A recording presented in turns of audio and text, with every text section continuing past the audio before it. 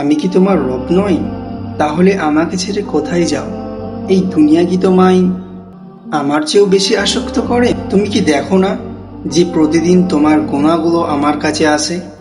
তারপরেও আমি তোমার রিজিকের ব্যবস্থা করে দিই।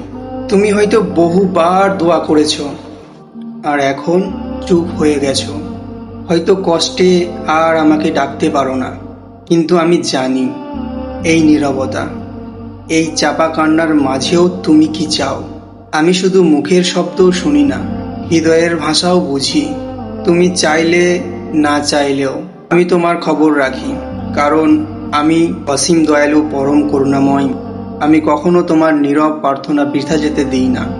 তুমি হারিয়ে গেলেও আমি তোমাকে পথ দেখাই, অন্ধকারে পড়লে আমি তোমার জন্য আলো জ্বালাই। তুমি যখন ভাবো আমার দিকে কেউ নেই, আমি তখন বলি আমি আছি। গাছের ডালে বসে থাকা ছোট্ট পাখিটাকেও আমি পড়ে যেতে দিই না। তুমি কি করে ভাবলে সেই অসীম দয়ালু, পরম করুণাময় রব তোমায় একা ছেড়ে দেবে? আমি তোমার রব, আমি কখনো তোমায় একা ছেড়ে যাই না।